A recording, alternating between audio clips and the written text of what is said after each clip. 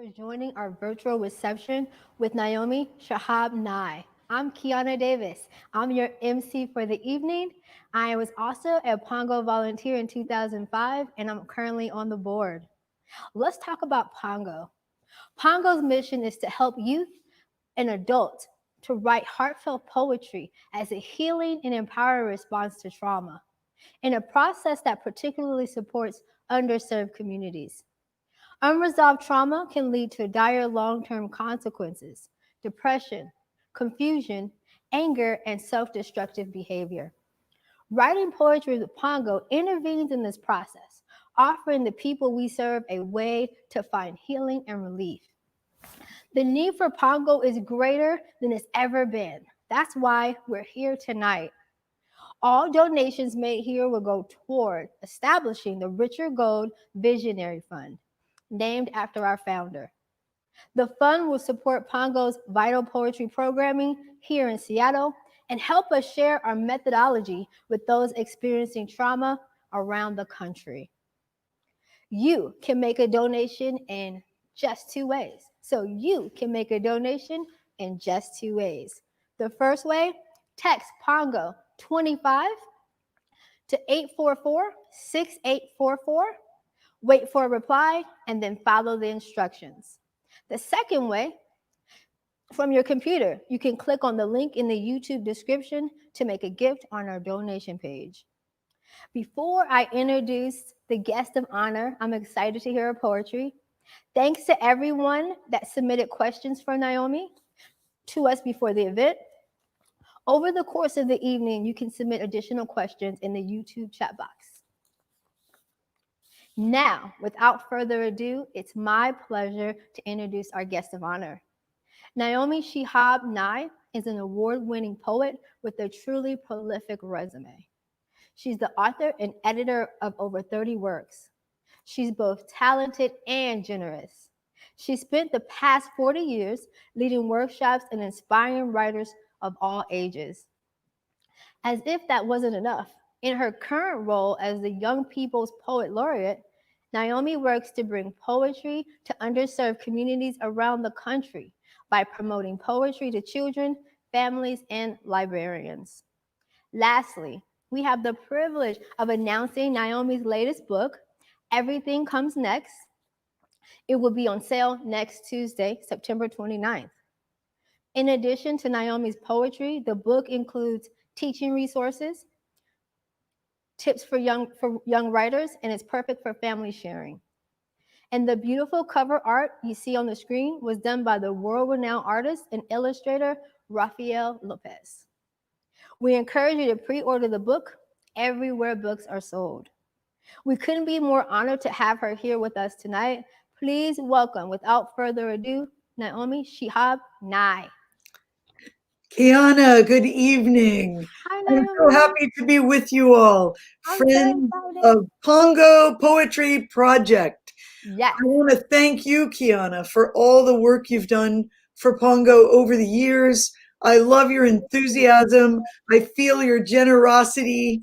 And that is the great spirit that has been sent out to everyone lucky enough to work through Pongo as the years have gone by. 25 years. That's a beautiful birthday. I want to cheer for all of you who have worked with Pongo and for all the venues that have welcomed poets to share their belief in the practice of poetry, which helps us all. I have known about Pongo for such a long time. I don't even know where I first heard about it or how, but I have always been so heartened to know about the great work that was going on in so many communities that welcomed it.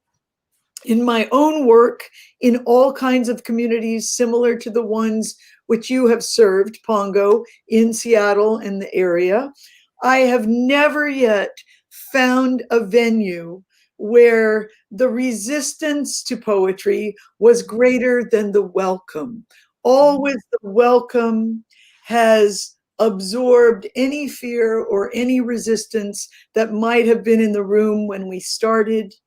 And I have seen how poetry can help and change all of our lives. Really, we often go to poetry when we're in trouble. We need comfort. We need connection. We need understanding. And poetry helps us see our way through the confusion. I'd like to say a few poems in honor of Richard Gold, your marvelous founder, and the whole Pongo Poetry Project.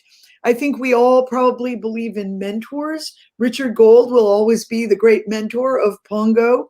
And I'm going to read a poem by one of my mentors, William Merwin, W.S. Merwin, who lived on the island of Maui and was a planter of trees and a daily writer and reader of poetry. This is called, and this is for all of you who have participated in the programs, Once Later. It is not until later that you have to be young. It is one of the things you meant to do later. But by then, there is someone else living there with the shades rolled down. How could you have been young there at that time with all that was expected? Then what happened to the expectations? There is no sign of them there. A shadow passes across the window shade. What do they know in there, whoever they are? To me, there's such a great poignancy in that poem by W.S. Merwin. Thinking about ourselves when we're young, it's fun to be young, but it's also hard to be young sometimes. And sometimes we need guides to help us through the difficulties. One of the guides I always had was a belief in taking notes. I knew I had a memory, but I knew I would also forget things. So I urged myself, even when I was very young, to write things down as they happened, to scribble them in notebooks or on little pieces of paper so I could find them later and maybe make something out of them. And I continue to do that. I think it's a very helpful habit. You don't have to wait for big ideas to come to you. Just use the little ideas that we all have every day, or use the overheard comments. I've always liked listening to little children. So I'll say a poem here that's recent from the time of the pandemic, and it's called One, and it quotes our little grandson, Connor James, who's 4 years old now, both at the beginning of the poem and at the end. 1. A delivery man pounded the door. The boy said, "That shook my bones." Only months ago, before this happened, on the brink, at the edge, I kept saying, something really big and weird is about to happen. No one responded or would say, "Isn't this weird enough already?" At his father's funeral in Libya, everyone told Khalid, "I Zina Wahad." Our grief is one. Under the differences, beyond the many years we barely spoke, Wahad. When the sun sinks low, we will both be watching it, perplexed. I told the boy I had a bad dream.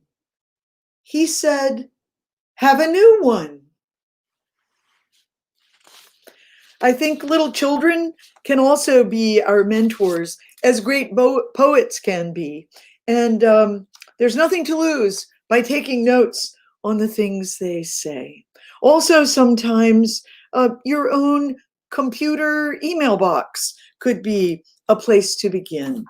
Go to some email anyone sent you that you haven't answered yet, and think about answering it in a poem form, in a poem shape. Sometimes we don't answer emails for a while if they're the hard kind to answer, or if somebody's asking too much of us, or the question is so smart it takes us a while to think of the answer. what do I say back to that person? I think sometimes life is like that. We're asked very hard things, and it takes us a little while. Or, as Richard Gold has said, an intuitive, improvisational practice. I just love those two words put together to be able to come up with anything we might say. So, this is a poem I wrote to a 17-year-old girl. I didn't really know her, I'd visited in her school. And she wrote to me with fervor and hope that I could help her through a hard time. We all have trauma, no matter what age we are or how things felt yesterday. We may have trauma today. And the poem is called To Manage. And the first few lines came from her email, and the rest is what I answered. She writes to me, I can't sleep because I'm 17.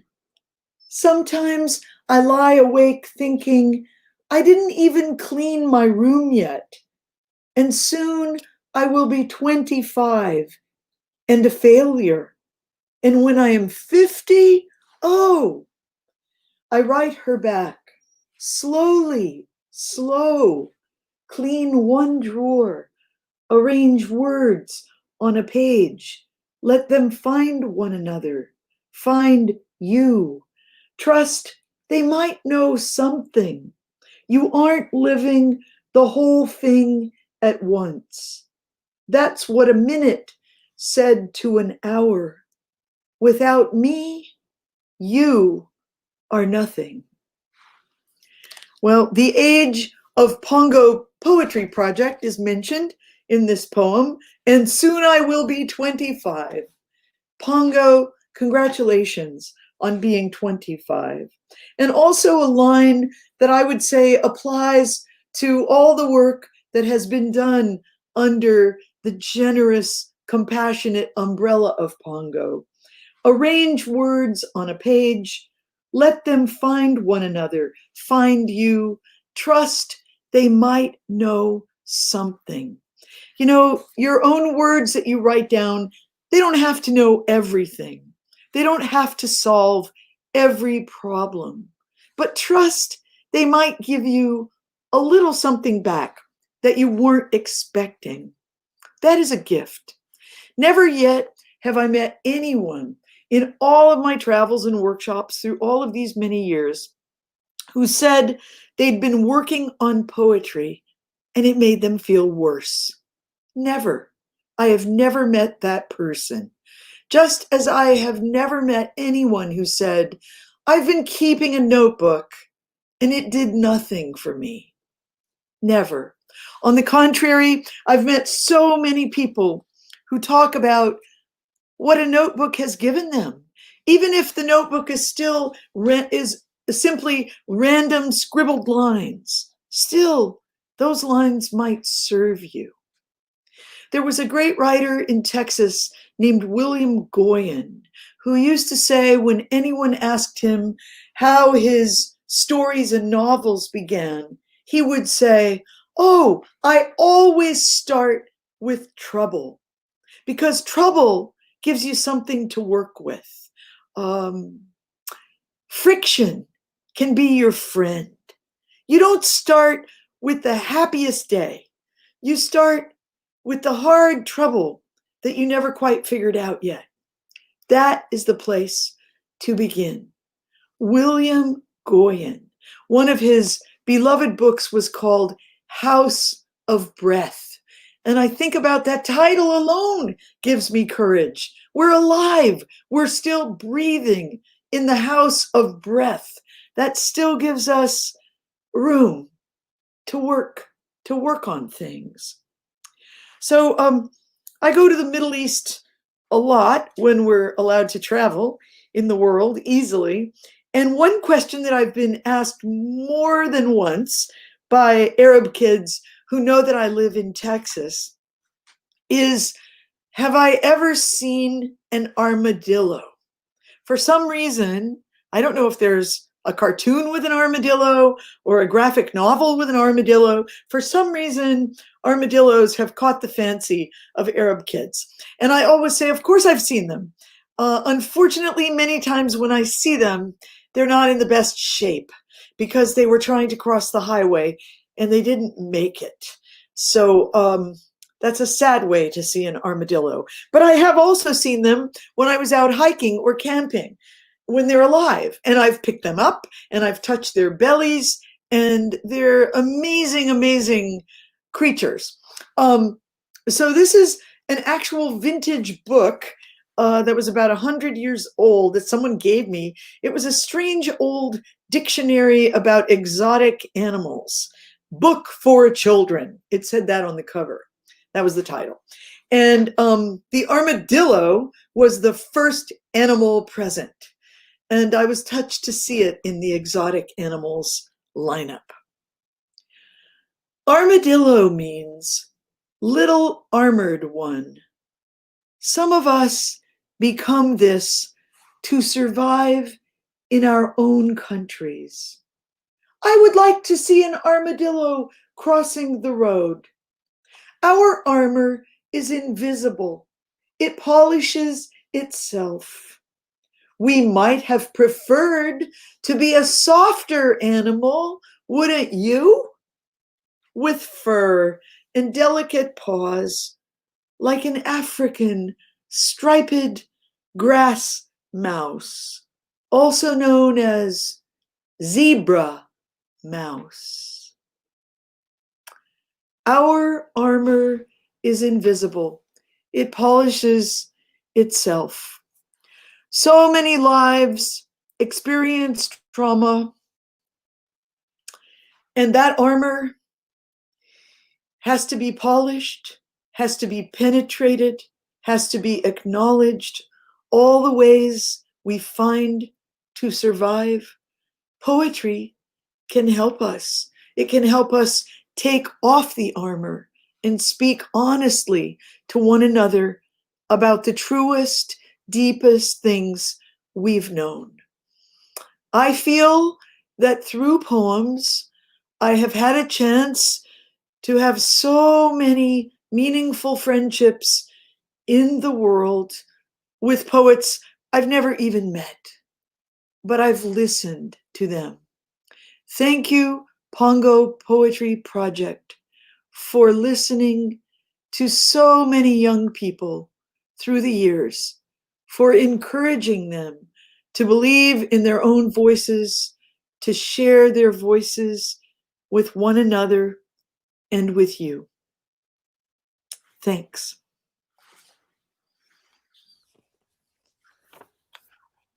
All right. Wow. Beautiful. Thank you, Naomi, for sharing your moving poetry with us and your stories. Beautiful storytelling as well.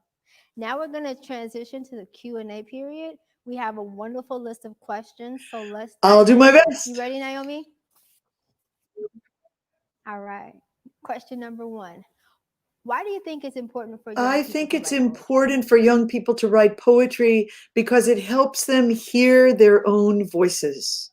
And we need to believe in our own voices, partly because we learn how much we have to say, but also so we learn to speak up, to describe our experiences. That will help us through many kinds of trauma, even if we're only speaking to ourselves.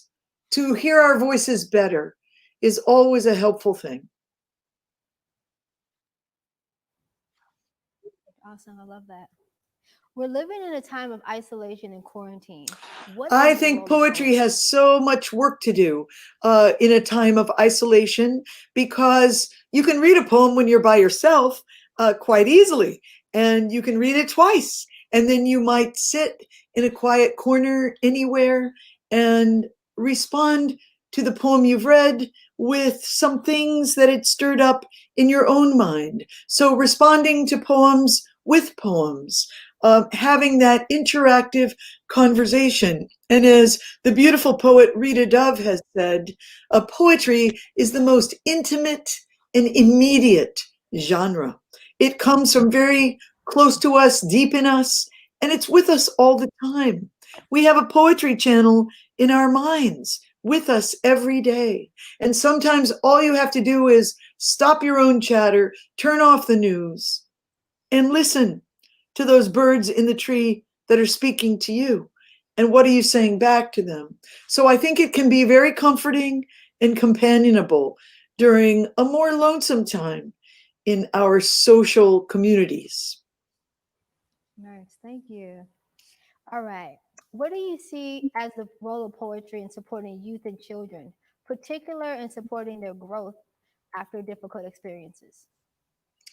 Well, poetry invites us to listen to one another. And who needs to be listened to more than people who are going through very rough experiences? I'll just tell a story from a detention center I worked in the heartland of the Midwest a couple of years ago. The teenagers there were very polite and very attentive, but it was hard to get them to respond to my questions or to ask me questions. They seemed incredibly shy. And later they wrote me letters that were very open-hearted. The letters were not shy at all. And in the letters, they said things like, we were afraid to say something stupid, or we were afraid to insult you if we didn't know enough about poetry. And I wrote them back and I said, you could never insult a poet, because if you're listening to, all we're trying to do is encourage you to listen to language. And we each carry language. And the language is different inside each of us. And we're just trying to find ways to hear it better, or to tell our stories better, or different ways to tell our stories to one another. So please don't ever be shy to ask a question of one another or anyone else who visits you, or of yourself, because I really think asking questions of ourselves when we're experiencing trauma is the greatest gift we can give ourselves. We can say to ourselves, this is terrible. What do I do now? What word could help me right now? You know, one little experiment I've done with myself all my life when I'm in a bad place is, and I mean a bad place like emotionally or mentally, or my father has just died, or a friend is suffering and I can't solve the world's problems and I can't change politics, is I say to myself, what is one word that will help me right now? And you know what, Kiana? The word always comes to me. I have never been left without a word. It's incredible. It's as if you're a person who is a believer in words, you will be given like a single word to hold on to when you need it. If you're just able to ask that question to the air, or to the air inside your own body, what is a word to help me now? And just start saying that word over and over, almost like a meditation. And what it gives you is, it will lead you to other words, and you find a way to tell yourself the story of what you're living through. Your answers are also poetic. I'm just like in awe. Beautiful. I love your questions. Oh, great. Yes, the viewers wrote these out, so I'm excited. These are really good. Here's another really good one. What do you see as the role of poetry in bringing healing to a world that is divided, angry, and in conflict? Wow. Well, that has become such an important topic for our moment, hasn't it? And, you know, sometimes it's very hard to listen to someone who has an opinion which is quite oppositional to your own opinion, or a stance, a perspective that you feel is in opposition to your own perspective. You feel challenged by that. You feel a resentment pop up, like, no, that's wrong. I don't believe that at all. Yesterday, I heard a quote, actually by one of my oldest friends. She lives in Canada. We were best friends in second grade. And she said something like, resentment is like drinking poison and waiting for the other person to die. And she said, that's not going to happen. You're the one drinking the poison. Resentment will be bad for you. And I think there is a lot of resentment flying around in the world these days. But one thing that poetry teaches us to do is to ask different kinds of questions instead of saying, like, where are you wrong? Maybe a question like, where do you hurt? What are you afraid of? Why do you reject people who aren't just like you? What place of fear does that come from? It helps us invent better questions for opposing forces or voices or ideas. So I think right now, because poetry is a genre of great question asking, I think we need the strategies of poetry to help us imagine someone else's hurt or fear or trauma so that we could give them the room for us to listen to them a little more, or give ourselves the room to be able to have the energy to listen a little more. A poetry is a listening art, and it's a slow art. It's a patient art. Many times people will talk about reading the same poem over and over throughout your life, and it continues to mean more to you the longer you live. And listening to one another, it's not just something you learn how to do it and then you can always do it. It will still be hard in certain circumstances. So to take that pause, to take that breath, and let poetry ask a question. What is this person fearing right now? I really think poetry teaches us all of the techniques, all of the kind of flexibility exercises for living in a more humane way. Poetry is kind of the yoga of the spirit.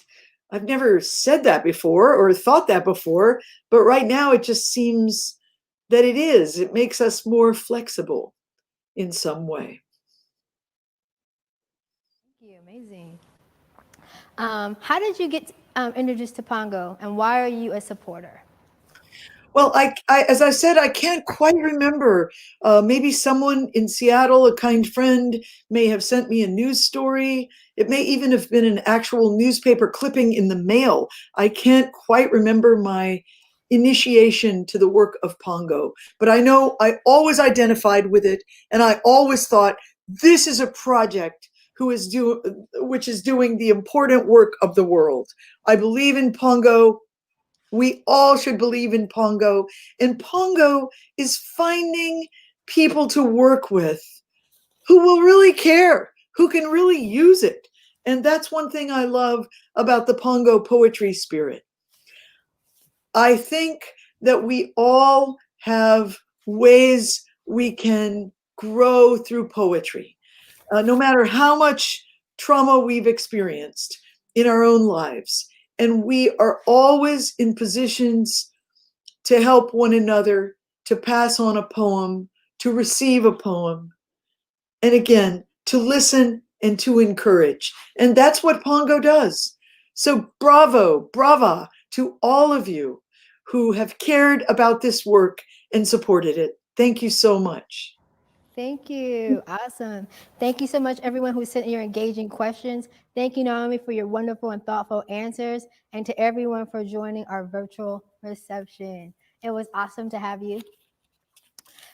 That was a wonderful kickoff of our evening, but we're not done yet. Up next is our 25th anniversary celebration. Joining our virtual celebration is incredibly easy. No extra work on your part. All you have to do is stay right where you're at.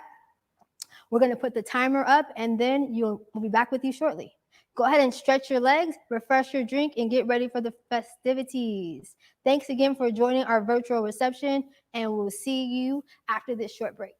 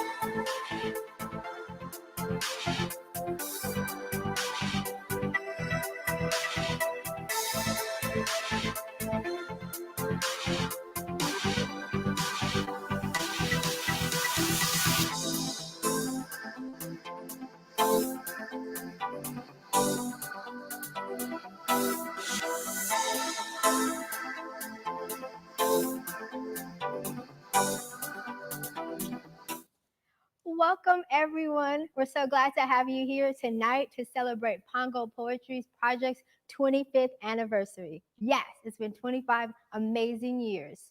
Settle in, get your drinks ready, and get ready for a wonderful evening. I am Kiana Davis. I'm your MC for the evening. I started with Pongo in 2005. I was a volunteer, and now I am a board member. So I love Pongo. It's near and true to my heart.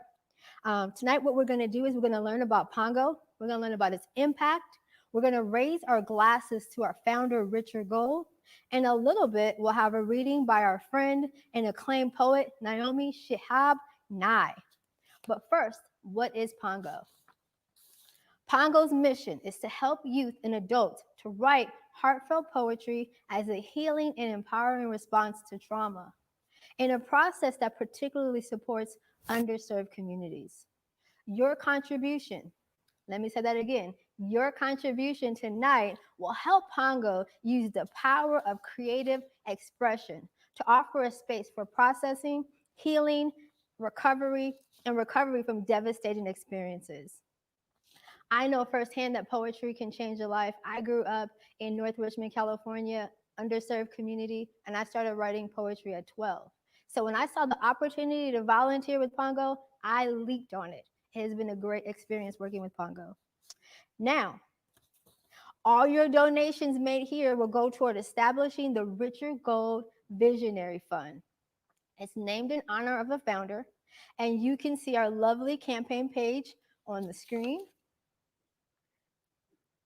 The fund will support Pongo's vital poetry programming here in the Seattle area and help us share our methodology with those experiencing trauma around the country. We hope each and every one of you will make a contribution tonight. Listen to this, everyone. You've already been giving. With your help, we've raised $15,715 so far. Tonight, our goal is $25,000. We want to raise $1,000 for every year of our journey. We'll keep you updated on our progress we're making toward that this evening. So look out for our shout outs and our updates. Now, there's just two ways to give.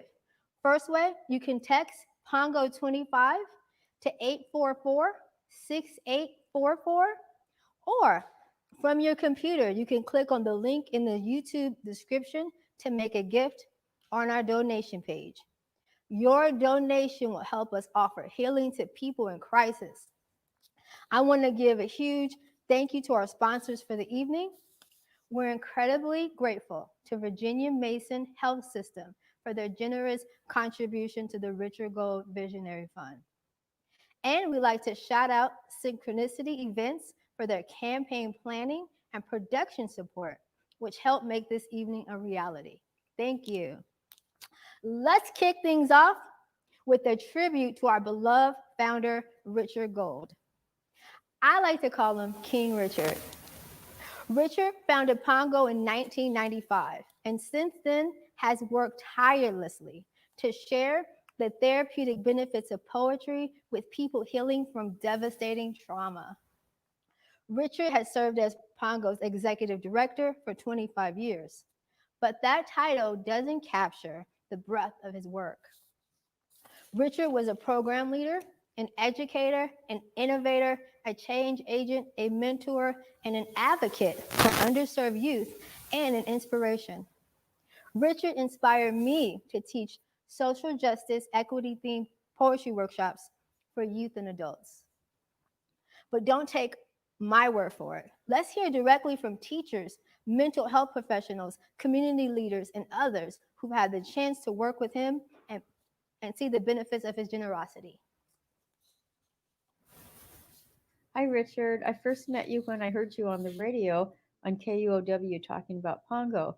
I was so excited because I'd always wanted to work with youth in detention. So when I got home, I looked up Pongo on the internet and was thrilled to see that you were accepting applications for volunteers. I first met Richard in 2016 in Seattle through Untitled, who is a longtime Pongo mentor. And I decided to take Pongo training in 2017. It must have been 2008, the first time I met Richard during the Burning Word Poetry Festival in Whidbey Island. I recall the Pongo table up in the barn where I picked up some brochures. My interest in mentoring began at that time. Richard, you and I had a chance to have a cup of coffee in Seattle in 2004.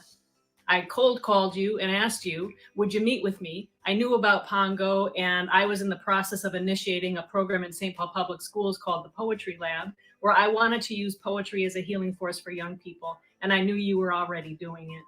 About 7 years ago, I ran into Pongo teen writing on the internet somewhere, and I got goosebumps. I first met Richard in 2009. I had been inaugurated as Seattle's 8th poet populist. And I read something about Pongo and the Stranger. And I think Richard might have heard an interview that they did of me on the local PBS channel, NPR channel rather. So it was just kind of a match made in heaven. I really wanted to work with kids. So you graciously said yes, of course. And we had a nice cup of coffee and a great visit. And from there, you continually supported me and invested in my commitment to bring this kind of work to young people in St. Paul. And I couldn't thank you enough. I want to say congratulations and all good wishes your way. Thanks, Richard. You were always there 100%, not only for the youth, but for us mentors as well, caring for our social and emotional well-being. I can't express my gratitude more than to have you, than I felt when I had you as our leader, and for all the work that you've done for the community and for so many youth and children throughout the many years of service. Thank you so much. He's my mentor, and I really appreciate his ongoing support and encouragement, even long after the training. Thank you, Richard. Thank you for being who you are and sharing what you love at every opportunity, because it's just so important. Thank you. Thank you, Richard, for making me feel my human heart. Thank you, thank you, thank you.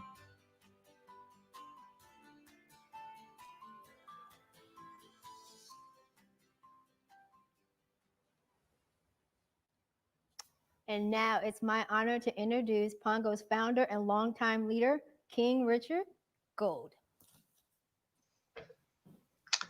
Thank you, Queen Kay. Hello, everyone. I more than appreciate, I'm moved by the kind words and this opportunity. I appreciate you, the Pongo community, so much that as we've come together and evolved over 25 years. And I appreciate this gathering that not only honors the past, but in particular is a step into the Pongo's future.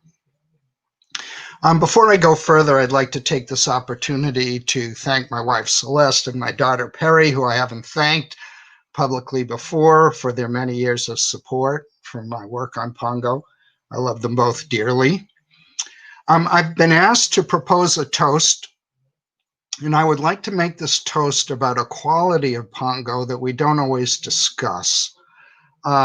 Yes, we've established that Pongo's methodology is an effective response to terrible trauma, and that our methodology particularly supports communities suffering from social injustice, and we're committed to that.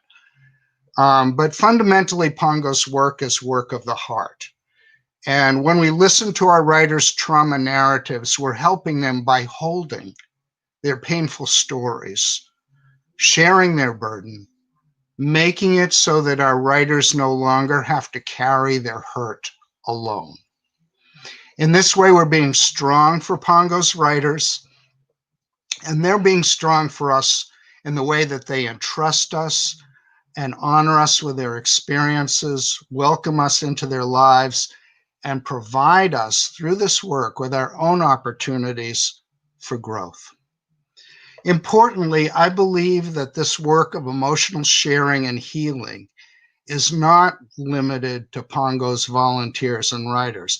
I believe that all of you, everyone associated supporting Pongo, understands the pangs as well as the opportunity here.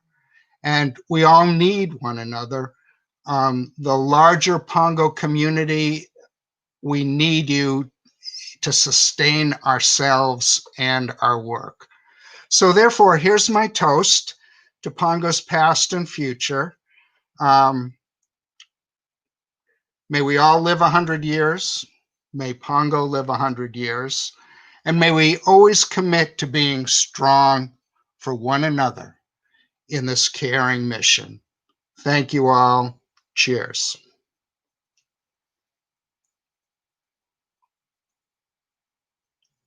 Everyone at home, please join us in raising the glass to Richard. Cheers to you, King Richard. I've got my notes because I don't want to leave out any of the wonderful things that Pongo does for our community. So if you see me reading from my notes, I want to make sure I capture everything. So you, when you give your money, you know exactly what you're giving to and giving for and giving with an open heart. So to say thank you for your work, Richard, is an understatement. We are so grateful for you. You've helped so many lives. Pongo would not be here today without Richard's leadership, guidance, passion, and vision. And that we're truly grateful. Richard created the Pongo Method, our trauma-informed technique for mentoring poetry. The Pongo Method is the heart of our direct service work. Here, working with marginalized youth, helping them write poetry in response to traumatic experiences. Two main program sites are right here in Seattle. We've worked at the King County Juvenile Detention and the Washington State Psychiatric Hospital for children for over 20 years. We've also provided training on the Pongo Method, teaching others how to use trauma-informed techniques to share therapeutic benefits of our approach with people around the world. Here's some of our impact. We've mentored poetry with 6,500 people across juvenile detention centers, schools, homeless shelters, psychiatric hospitals, just to name a few. Our survey's results also show our major impact. 98% of Pongo authors were proud of the writing they produced. 74% of Pongo authors wrote on issues they don't normally discuss. 81% of Pongo authors felt better after writing.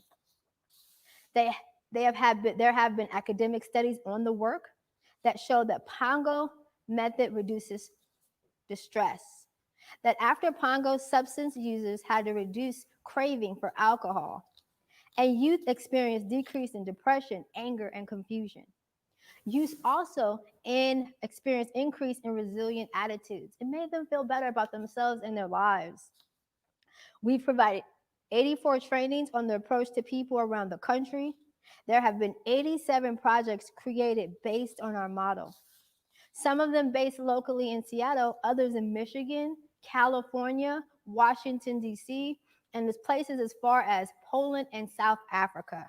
We're proud of our work and we've been able to achieve, but we know we can do so much more.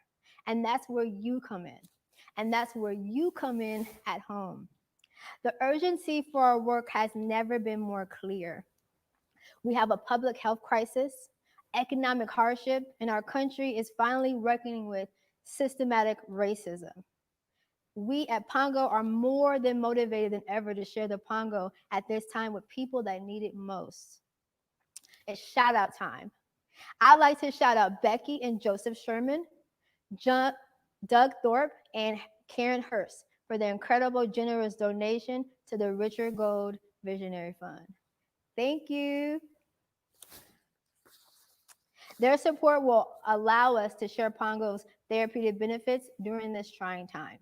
Now, guess what time it is? It's time for you to partner with Pongo and help us deliver on our mission. There's 2 ways to give. So as a reminder, first, you can use your phone and text Pongo 25, or you can click on the link in the YouTube description to make a gift on your computer. In just a moment, we're going to introduce you to Maven Gardner. Maven will share their poetry and share a piece of poetry written by a youth from the King County Juvenile Detention. Pongo works with young people to write poetry, but they also work with young people to publish their work. And we're incredibly excited to announce that this December, we'll be releasing The Shadow Beside Me, our 25th Pongo book of youth poetry. The book will feature poetry by youth writers at the King County Juvenile Detention. These poems describe loss and sadness, but they also show self-discovery and resiliency. And that's the power of creative expression. We can't wait to share the collection with you.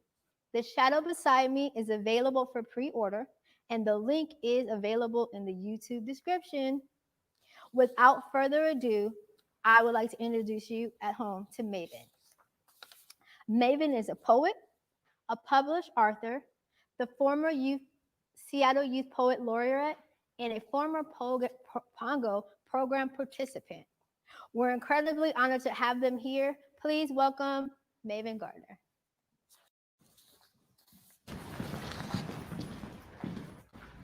Hey y'all, so as Kiana already mentioned, I'm Maven Gardner. I'm just going to tell y'all a little bit about my history with Pongo and how I came to be where I am today. All right, so I joined Pongo when I was about 12 and a half years old. I was at a mentorship agency at the time, and some Pongo volunteers came in and decided that it would be great to have an outlet, a writing outlet for the youth there. And so we started up a writers group, and we called it Hearts Out Loud, I believe. And so we started throwing some slams at Seattle University, thanks to Pongo and their connections. That was my introduction to slam poetry, or just like performing my poetry in general. And so we got to do that for several years, and then the group had to disband. At that time, I realized I really wanted to focus on becoming more of a poet, because before then I didn't realize it was an actual profession I could have. And so I stayed connected with Pongo via the website and a previous director of programs at the time. And so I grew up in foster care, and so I bounced around a lot, but I'm originally from South Seattle. And so it felt really good to be able to have that website as like an anchor when I was bouncing around to different homes in different states. And I was able to still have that piece of home.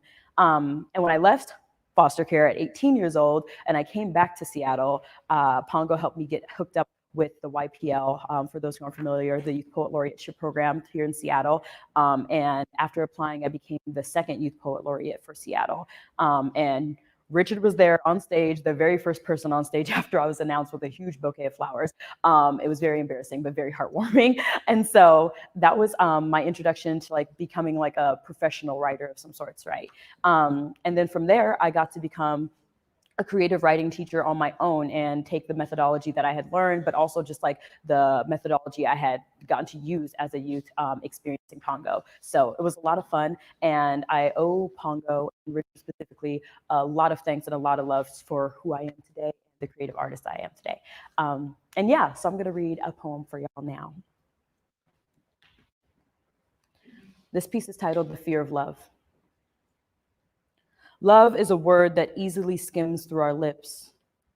Girls cut their wrists and dudes kill for it. I sit in the county jail cell. I write your name on the wall. With this tonight, I disgrace myself. I speak to you with my soul, but you just stand there staring. The doors closing. I stay in the street with no money. Nobody knows my name and nobody cares. I think about the past to get to my future. I stay paranoid with the fear of losing you. I would lose my life for you, to show my love for you. But I couldn't leave you with no one to love. Thank you. Love you, Richard.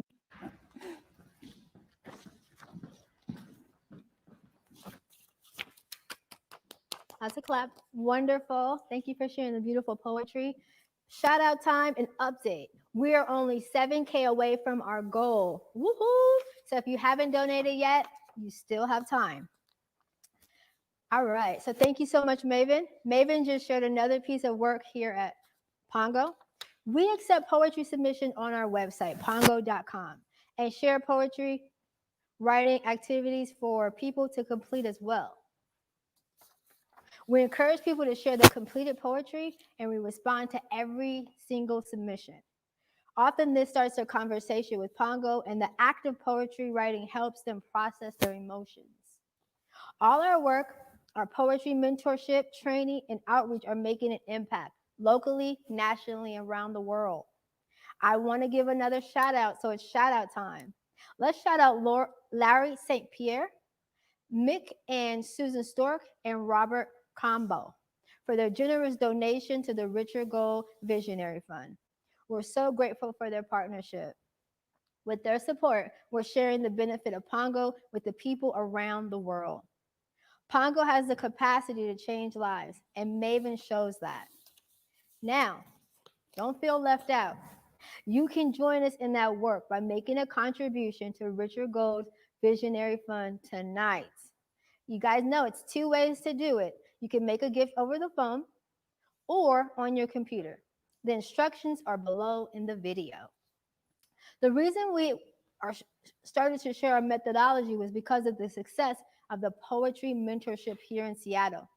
The people we've trained over the years, the counselors, the therapists, the educators, and others, use the Pongo poetry method in their own communities. In this short video, we will hear from people across the country who are using the Pongo approach in their communities.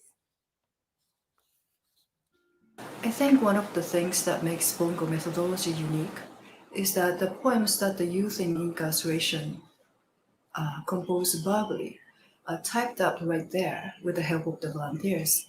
And then those poems are given to them right after each session. It must be really gratifying for them to see their work in print. Pongo methodology not only helps people express their true feelings safely, but also empowers them by showing them that they can write from heart. I believe anyone struggling with trauma can benefit from the Pongo opportunity. So I use the Pongo methodology in my own work as a college instructor because I have found that nearly everyone in my college, in terms of my students, nearly everyone has been through some sort of serious calamity, some trauma, some conflict. And so it's very applicable. It works really, really well with my students. And I wouldn't have done this without Richard. So Richard, you've made a big difference in a lot of people's lives, not the least of which me. So thank you. One can help the student by asking simple, non-scripted, or invasive questions. When the student feels comfortable and assured that she will not be criticized, to me that is the gold medal demonstrated by the smile and the glitter in the student's eyes. The Pongo methodology has allowed me to explore and identify my response to others' emotions by listening attentively and with respect, therefore demonstrating the effectiveness of the process, which really works. One example was my experience with a boy named Darnell. He was only 16 when he was charged and incarcerated as an adult. At the age of 12, he lost his mother to a heart attack. Darnell was extremely overweight, and the other boys teased him relentlessly. He came to our book club sessions, but was completely shut down and refused to write. After one session, I asked him to stay, and I tried the Pongo method of dictation with him. Darnell spoke, and I wrote. Darnell's pain came pouring out. This became a regular weekly appointment between the two of us. It turned out that Darnell felt his father somehow blamed him for the death of his mother. I encouraged him to share a poem about this with his father. Darnell was so relieved to discover that his father's anger was simply a reaction to the family's loss and had nothing to do with Darnell. The Pongo method helped Darnell to express to his father how much he needed him, and as a result, the two became much closer. Thank you, Richard, and thank you, Pongo. A particularly moving moment was one young man who was very profoundly affected by things that had happened to him and things that he had done. And I was able to give out Pongo anthologies to all of the students. And he gave one to his chaplain, and the chaplain told me, he said, "Read this and you will understand the story of my life." This boy also wrote very revealing and very cathartic poems, and as did all of the students that we worked with. They all loved coming, showing by the fact that they came every week for 6 months and wrote poems every single time. And it's that heart connection that makes this work so effective in helping people process trauma, but also it gives so very much to the mentor who's working with someone one-on-one or with a small group. We get to connect heart to heart. And during this time of COVID, it really gives me and everybody I work with a sense of purpose. Thank you.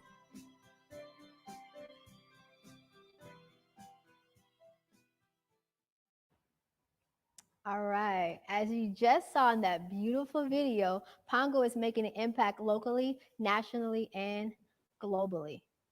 These are some more reasons to give. If that video didn't move you, wait until I tell you about this. Writing with Pongo is transformative. Our authors use the power of creative expression to process the most difficult experiences. At this exciting point in our history, we're asking for your support to make this healing experience possible for even more people. Your support will help us continue our poetry mentorship with marginalized youth right here in Seattle. Your support will help us take our methodology to a national level. Training community leaders, health professionals, and educators on the approach. Ultimately, your support tonight will bring the Pongo to trauma sufferers and communities around the country. Pongo is ready to grow. Our approach is proven, our motto is accessible, and the need is greater than ever. By making a donation to the Richard Gold Visionary Fund tonight, you're partnering with Pongo as we help those coping with trauma locally, nationally, and globally. Discover the capacity for resilience. It's shout out time. I'd like to shout out Leslie Tessier, Stephanie Ramos, Susan Spezza for their major contributions to the Richard Gold Visionary Fund. They recognize the urgency of our work and we're thankful for their partnership. Thank you. Okay, let's give an update. We are currently $5,000 away from our goal. There's two ways you can donate. You can donate via text. The number is in the YouTube description, or you can click on the link in the YouTube description to make a gift on your computer. Your gift could be the one that helps us reach our goal tonight. I don't know if you heard me, but your gift could be the one that helps us reach our goal. So please give. Now, without further ado, it's my pleasure to introduce our guest of honor. Naomi Shahab Nai is an award-winning poet with a truly prolific resume. She's the author and editor of over 30 works. She's talented and generous. She spent over 40 years leading workshops and inspiring writers of all ages. And if that wasn't enough, in her current role as the Young People's Poet Laureate, Naomi works to bring poetry to underserved communities around the country by promoting poetry to children, families, and librarians. Lastly, we have the privilege of announcing that Naomi's latest book, Everything Comes Next, will be on sale this coming Tuesday, the 29th. In addition to Naomi's wonderful poetry, the book includes teaching resources, tips for young writers, and is perfect for family sharing. The beautiful cover you see on the screen was done by the world-renowned artist and illustrator Rafael Lopez. Beautiful. We encourage you to pre-order the book everywhere books are sold. We couldn't be more honored to have her with us tonight. Please welcome Naomi Shihab Nai. Thank you so much, Kiana. You're a wonderful moderator for this beautiful evening. Thank you to Maven for the incredible poem and presence and story. And thank you to King Richard, my king as well, for all the inspiration he has given all of the Pongo mentors. I am so moved to hear more, learn more about the methodology, and I can just feel through your presences how many lives you have changed and uplifted. I'd like to read one of my favorite poems by W.S. Merwin. It's called To the Mistakes. And I hope any of you listening could think of any times in your own life when you feel you've made an error or could have done something better. This is for you. To the Mistakes by William Merwin. You are the ones who were not recognized in time, although you may have been waiting in full sight, in broad day, from the first step that set out toward you. And although you may have been prophesied, hung round with warnings, had your big pictures in all the papers, yet in the flesh, you did not look like that. Each of you, in turn, seemed like no one else. You are the ones who are really my own. Never will leave me forever after, or ever belong to anyone else. You are the ones I must have needed, the ones who led me in spite of all that was said about you. You placed my footsteps on the only way.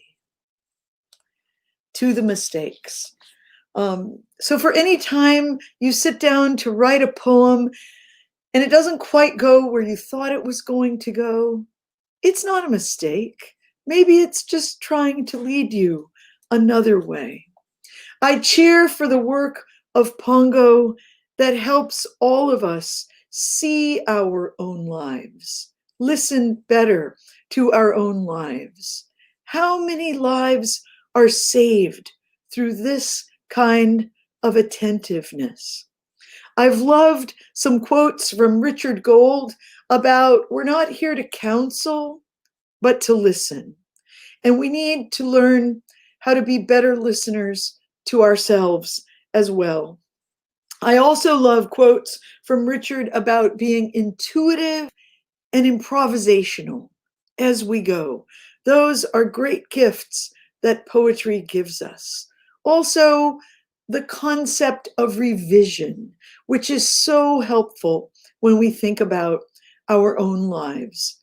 Thank you, Pongo Poetry Project, for helping us revise difficulty, find story inside of chaos, and feel closer to one another while doing it.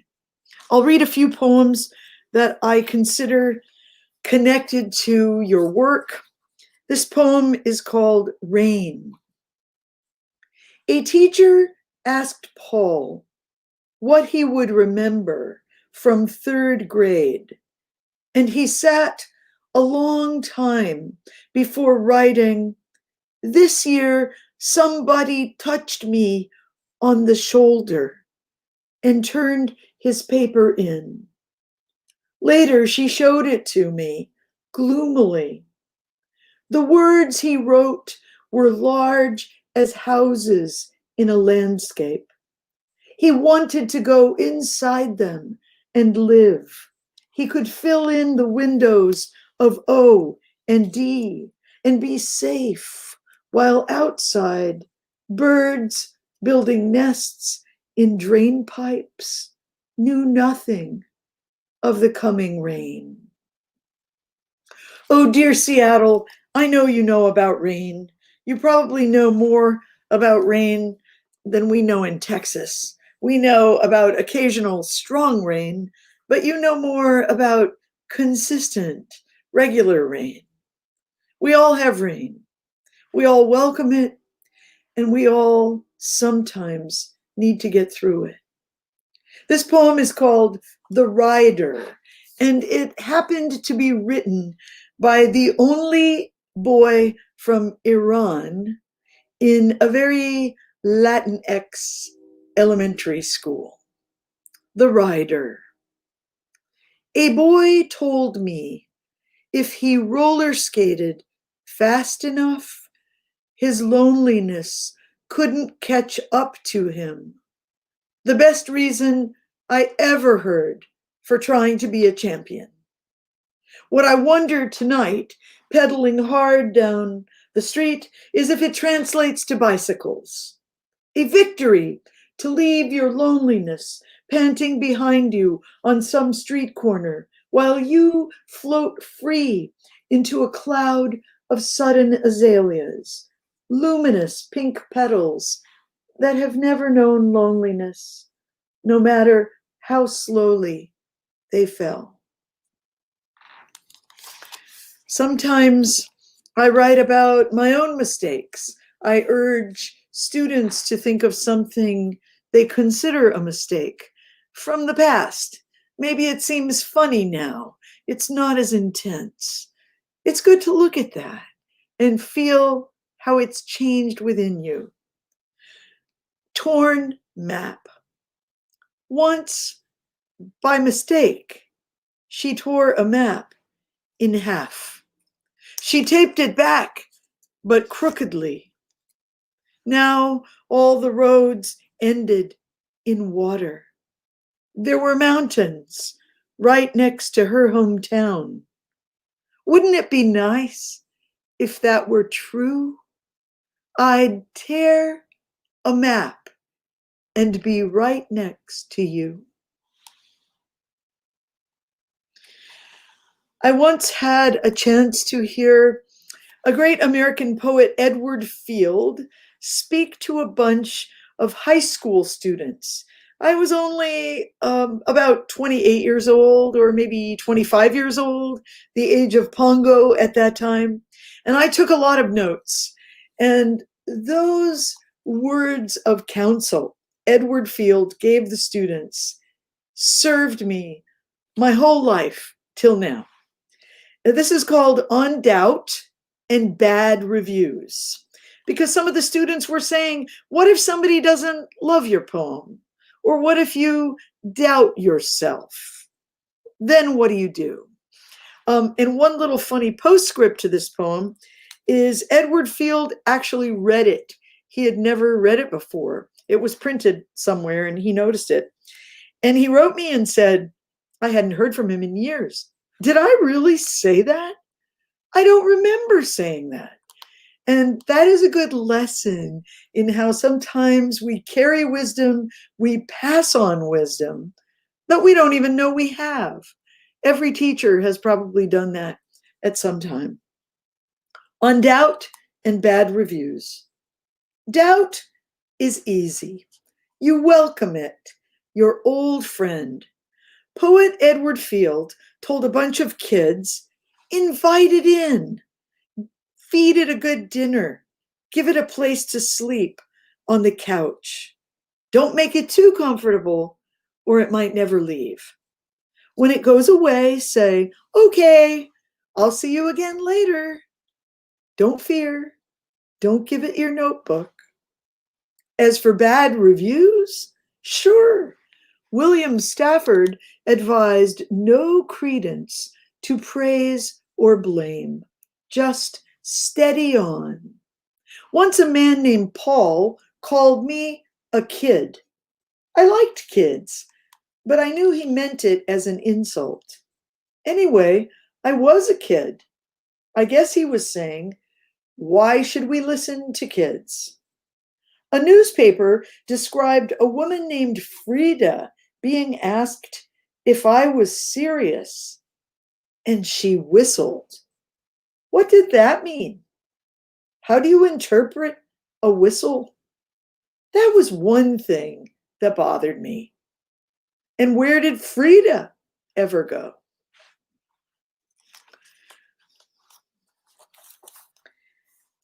This is called the Lost Parrot.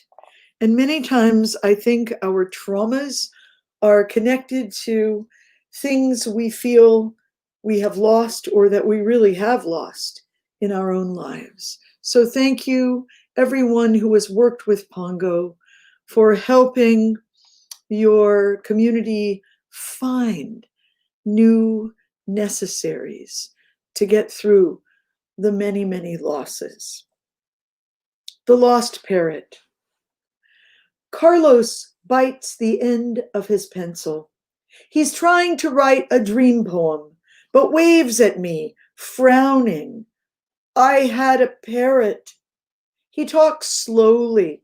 His voice travels far to get out of his body. A dream parrot? No, a real parrot. Write about it. He squirms, looks nervous. Everyone else is almost finished, and he hasn't started. It left. What left? The parrot. He hunches over the table, pencil gripped in fist, shaping the heavy letters. Days later, we will write story poems, sound poems, but always the same subject for Carlos. It left. He will insist on reading it, and the class will look puzzled. The class is tired of this parrot. Write more, Carlos. I can't. Why not? I don't know where it went. Each day when I leave, he stares at the ceiling. Maybe he is planning an expedition into the back streets of San Antonio, armed with nets and ripe mangoes. He will find the parrot nesting in a rain gutter. This time, he will guard it carefully, make sure it stays. Before winter comes and his paper goes white in all directions. Before anything else he loves gets away.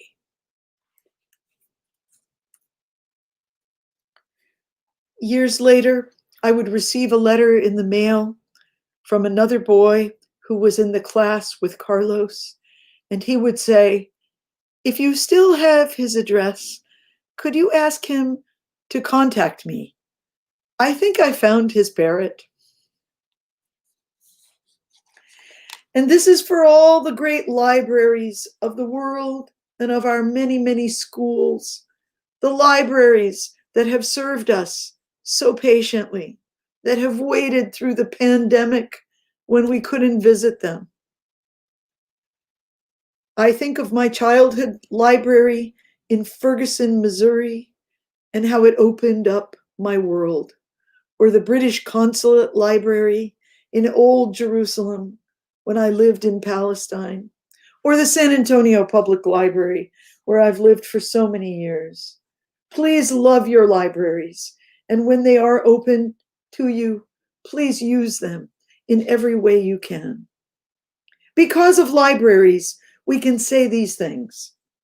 She is holding the book close to her body, carrying it home on the cracked sidewalk down the tangled hill. If a dog runs at her again, she will use the book as a shield. She looked hard among long lines of books to find this one. When they start talking about money, when the day contains such long and hot places, she will go inside. An orange bed is waiting. Story without corners. She will have 2 families. They will eat at different hours. She is carrying a book past the fire station and the 5 and dime. What this town has not given her, the book will provide. A sheep, a wilderness of new solutions. The book has a calm cover, a straight spine. When the step returns to itself as the best place for sitting, and the old men up and down the street are latching their clippers, she will not be alone. She will have a book to open and open and open. Her life starts here. Thank you all so much for inviting me to be with you on your special happy birthday 25-year anniversary night. I salute Pongo Poetry Project, all the writers who have felt their voices come through your work, all of the mentors, all of the generous teachers, all of the publications, everything you've done. And because you have carried one another so kindly, I will close with a poem called Shoulders.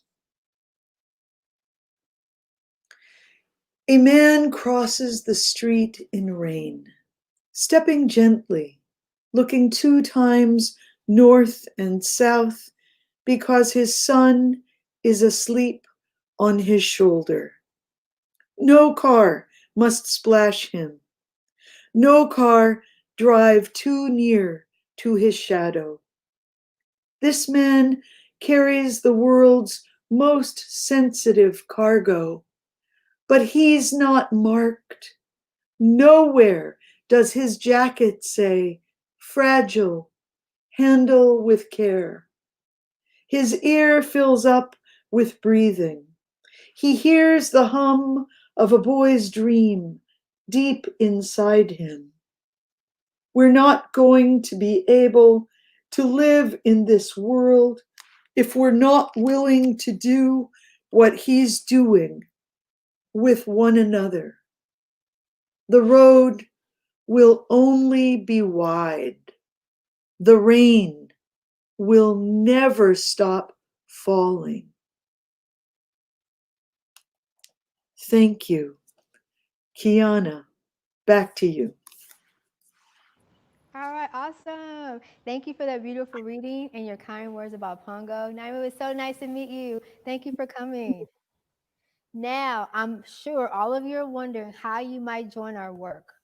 Well, one way is on October 17th. We'll be hosting our fall training on the Pongo Poetry Method. I will be there, so I hope to see you. You can learn how to facilitate poetry with youth and adults using our trauma-informed method. If you want to make our techniques a part of your work, if you'd like to start your own Pongo Inspire program in your community, this event is for you. Look below in the video for the registration link, and it's not too late to make a gift to Pongo. You guys know I've got an update. We are now just $3,000 away from our goal. Woohoo! So we're gonna hit I know we're gonna hit our $25,000 goal tonight. And there's 2 ways to give. One, text Pongo 25 using your cell phone, or click on the link in the YouTube description for more details. Now that brings us to the close of the evening. We are gonna follow up with you with a link to pre-order the book that's on its way in December. And so you can register for our upcoming training October 17th. And to donate. Just because we're having this event tonight doesn't mean you can't keep giving. Pongo is impactful. Thank you all for your support. We appreciate you. You're all welcome to reach out to our Pongo team directly if you'd like to learn more and to get involved. We need volunteers. We need mentors. We need you. Thank you so much to each and every one of you for joining us tonight, for your generous donations. We appreciate them, and for helping us commemorate this special occasion. Again, we want to thank Virginia Mason Health System for their generous contribution to the Veterinary Fund. I would like to end this night with a poem. I started volunteering in 2005. Let me tell y'all a quick story. I applied to be a volunteer. I didn't have a artistic resume. I had just been writing poetry and teaching poetry to young people. So I applied with my regular work resume, professional resume. And I was told no, I would not be allowed to be a volunteer. Well, I emailed back. I think it was Richard. And I said, I've been writing poetry. I love working with young people. I have to be a volunteer. A couple of days later, I got an email back invited me to be a volunteer, and I was at the King County Juvenile Detention Center. So don't take no for an answer. This is the book we wrote, My Passion Leaps Out Toward the World. And one great thing about the experience working with Pongo is I worked at a program called Youth Source. And when I went into the detention to write poetry with the students, sometimes they would show up in my classroom and they would go, "Aren't you that poetry lady from the detention center?" And I would say, "Yes, I am." So it was a really great way to meet students and to get them to warm up to me. This poem was written by Jewel, age 14. It's called Too Young, Stress. Alcohol, because my mom drank and I had to raise her. Peer pressure, because there were too many parties at my house and I was pressured into drugs, alcohol, and sex. Survival, we didn't have any money for food. It all went to booze. Abandonment, I was always scared that my mom wouldn't be there. Embrace your childhood, because once it's gone, it's gone. Thank you all for joining us tonight, and we'll see you again soon.